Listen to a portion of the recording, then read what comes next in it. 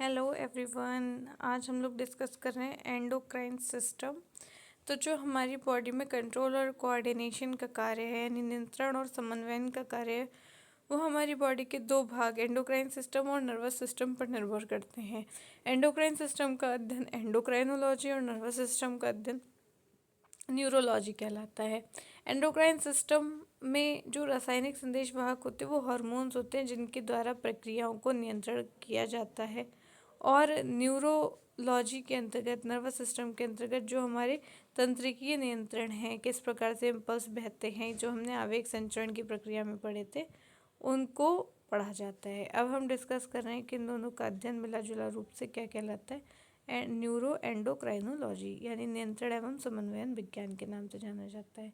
Endocrine system में epithelium tissue का modification हो जाता है और यह उपकला ऊतक ग्लैंड के रूप में बदल जाता है। इसे ग्लैंडुलर टिश्यू कहते हैं। इसकी खोज थॉमस एडिसन ने की थी। डायरेक्ट ओपन होते हैं ब्लड में। जो हमारे हार्मोन होते हैं ये एंडोक्राइन सिस्टम से ही रिलीज होते हैं और हार्मोन का जो वेट होता है वो 10,000 डाल्टन से कम होता है। ग्लैंड क्या होती है? ग्लैंड वो भाग है जो डायरेक्ट ब्लड में ओपन कर देती हैं किसको? हार्मोन्स को। अब नेक्स्ट है ग्लैंड कितने प्रकार की होती है? 3 प्रकार की, एंडोक्राइन, एक्सोक्राइन, हेटेरोक्राइन या फिर मिक्स्ड ग्लैंड। तो ये 3 प्रकार हैं। एंडोक्राइन का से कौन रिलीज होता है? तो एंडोक्राइन से हमारे हार्मोन रिलीज होते हैं। एक्सोक्राइन से क्या रिलीज होता है? एंजाइम रिलीज होते हैं। और हेटेरोक्राइन मिक्स ग्लैंड वो हैं जो दोनों को रिलीज करती हैं। अब जो एंडोक्राइन ग्लैंड हैं, अंतःस्रावी ग्रंथियां हैं, ये सीधे ब्लड में हार्मोन को छोड़ देती हैं, जबकि बहिस्रावी ग्रंथियां एंजाइम को रक्त के बाहर छोड़ती हैं। और मिक्स ग्लैंड दोनों प्रकार का व्यवहार दिखाती हैं। जो जहाँ से हार्मोन निकलता है ये डक्टलेस होती है, यानी गुहिका विहीन होती है, इसीलिए इसका एग्जाम्पल पीयूष ग्रंथि, पीनियल ग्रंथि, थायराइड ग्रंथि, पैराथायराइड ग्रंथि, थाइमस ग्रंथि और एड्रिनल ग्रंथि हैं। जबकि एक्सोक्राइन का उदाहरण लार ग्रंथि, स्वेद यानी पसीने की ग्रंथि, मेमरी यानी स्तन ग्रंथि, सेबेसियस ग्रंथि, लिवर और लेक्राइमल ग्रंथि है। जबकि हमारे जो मिक्स्ड ग्लैंड हैं उनके एग्जाम्पल हैं वृषण और अंडाशय यानी टेस्टिस और ओवरी, और साथ ही अग्नाशय भी। अब जो एपी और हाइपो ये क्या क्या होता है समझते हैं अभी। तो जो हमारा ब्रेन का भाग है, जो डायनसेफेलॉन का भाग है, इस डायनसेफेलॉन के भाग में पीनियल और पीनियल ग्रंथि और पीयूष ग्रंथि होती हैं। ये कहाँ उपस्थित होती हैं? थैलेमस बीच का भाग है, एपिथैलेमस ऊपर का और हाइपोथैलेमस नीचे का भाग है। तो हाइपो वर्ड जहाँ आता है वायु में, उसका मीन होता है नीचे, और जहाँ एपी आता है उसका मीन्स होता है ऊपर। तो यहाँ जो हमारा एपिथैलेमस है उससे पीनियल ग्लैंड जुड़ी हुई है, और जो हमारा हाइपोथैलेमस ग्लैंड है, हाइपोथैलेमस भाग है, उससे पीयूष ग्रंथि जुड़ी हुई है। पीयूष ग्रंथि को इसीलिए हम हाइपोफाइसिस भी कहते हैं और पीनियल को एपिफाइसिस सेरिब्री भी कहते हैं। नेक्स्ट है कि हमारी जो डिफरेंट डिफरेंट अंतःस्रावी ग्रंथियाँ हैं वो कहाँ कहाँ से रिलीज होती हैं। तो सबसे पहले बात करें हम अंतःचर्म की यानी एंडोग्लैंड की, तो एंडोडर्मिस की। एंडोडर्म जो होती है, एंडोडर्मिस जो होती है, उससे हमारे थायराइड ग्लैंड, पैराथायराइड ग्लैंड और साथ में आपका पेनक्रियाज यानी कि अग्नाशय बना हुआ है, और थायराइड, पैराथायराइड, थाइमस, ये सब अंतःचर्म से बनी है। मध्यचर्म की बात करें तो अंडाशय, वृषण और एड्रिनल कॉर्टेक्स बना है, और एक्टोडर्म से बना है Piyush, pineal, adrenal medulla.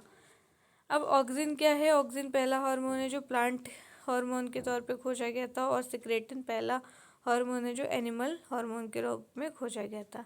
Animal hormone जो होते हैं उनके कार्य के अनुसार वो विशिष्ट होते हैं।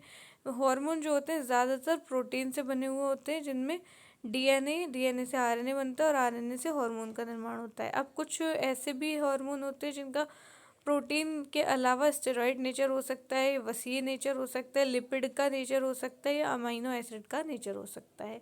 जो हार्मोन शब्द है इसकी खोज, हार्मोन शब्द जो दिया था वो स्टार्लिंग ने दिया था, और हार्मोन की खोज बेलिस और स्टार्लिंग ने मिलकर की थी। 10,000 डाल्टन से इनका जो वेट होता है वो कम होता है। ये कुछ समय के लिए ही काम करते हैं, बहुत कम मात्रा में निकलते हैं और हमारे शरीर में स्टोर नहीं होते। फर्स्ट केमिकल मैसेज के तौर पर कार्य करते हैं। इनसे हमारे शरीर को कोई पोषण नहीं मिलता, बस एक हमें संदेश की प्राप्ति कराने में ये सहायक होते हैं। हार्मोन रियूजेबल नहीं होते, एंजाइम रियूजेबल होते हैं। अब देखिए जो हमारी हाइपोथैलेमस है, ये किस प्रकार हमारे ब्रेन की जो हड्डी है, ब्रेन के पास की जो हड्डी जिसका नाम है सेलर टर्सिका हड्डी, उसमें ये घुसा रहता है। तो इसमें एक स्टाक यानी कि जो हमें निचली ओर संरचना दिख रही है, इसे हम इन्फंडिबुलम स्टाक कहते हैं। और यही इन्फंडिबुलम स्टाक के नीचे ही पीयूष ग्रंथि पाई जाती है। अब इसको अगर हम पीछे से घुमा के देखें तो हमें एडिनोहाइपोफाइसिस देखने को मिल रहा है। एंटीरियर और पोस्टीरियर यानी अग्र और पश्च लोब देखने को मिल रही है। और नीचे का जो पोस्टीरियर लोब है उसे हम न्यूरोहाइपोफाइसिस भी कहते हैं। नेक्स्ट है पीयूष ग्रंथि को हम हाइपोफाइसिस भी कहते हैं, क्योंकि पीयूष ग्रंथि क्या है, पीयूष ग्रंथि आपके जो हाइपोथैलेमस है उसी का ही भाग है, तो इसीलिए हम इसको हाइपोफाइसिस भी कह सकते हैं। भार इसका कितना होता है, 0.6 ग्राम होता है, मटर के दाने के बराबर होती है। उत्पत्ति हमने इसकी पढ़ी ली थी, एक्टोडर्म से बनी हुई है। इसको मास्टर ग्लैंड कहते हैं क्योंकि ये अन्य सभी ग्रंथियों को उद्दीपित करती है, स्टिमुलेट करती है। इससे कुछ हार्मोन रिलीज होते हैं, जैसे एक है स्टिमुलेशन हार्मोन और एक है ट्रॉपिक हार्मोन।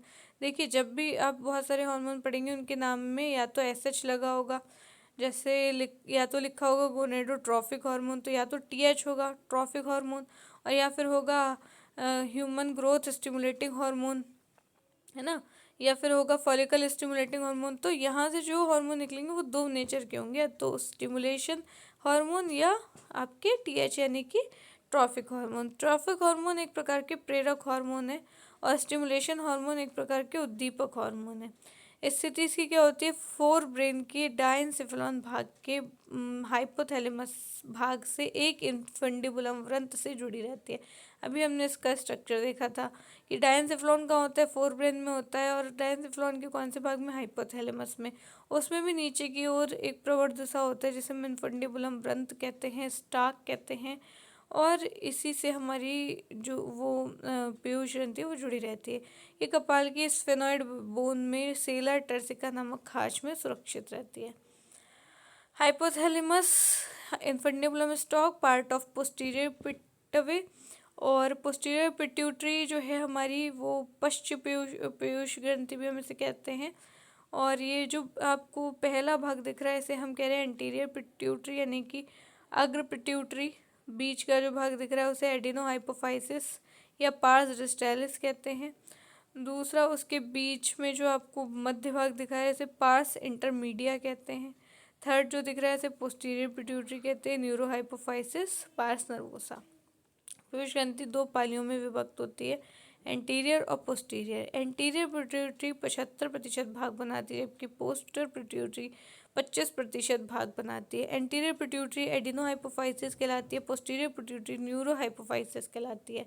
एडिनोहाइपोफाइसिस यानी जो अग्र पीयूष है वो दो भागों में विभक्त हो जाती है, अग्रपाली मध्यपाली, जबकि जो आपकी पिछली या पश्च पिट्यूटरी है वो एक ही भाग बनाती है जिसे हम पार्स नर्वोसा कहते हैं। अब यहाँ से जीएच और एसटीएच ये हार्मोन हम पढ़ते हैं। तो ग्रोथ हार्मोन जीएच यानी कि ग्रोथ हार्मोन, और एसटीएच इसको ही हम सोमेटोट्रॉफिक हार्मोन कहते हैं। यहाँ इसके अलावा TSH thyroid stimulating hormone, ACTH adrenocorticotrophic hormone, GTH यानी गोनेडोट्रॉफिक हार्मोन। अब गोनेडोट्रॉफिक हार्मोन के अंतर्गत दो हैं, ल्यूटेनाइजिंग हार्मोन और फॉलिकल स्टिमुलेटिंग हार्मोन, और एल फॉर प्रोलैक्टिन हार्मोन।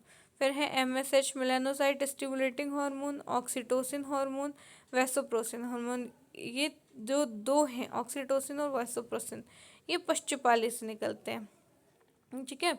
तो ये विभिन्न हार्मोन हैं जो हमारी पिट्यूटरी ग्रंथि के अलग अलग भाग से निकलते हुए दिखाई देते हैं। वैसोप्रोसिन को हम एंटी ड्यूरेटिक हार्मोन एडीएच भी कहते हैं।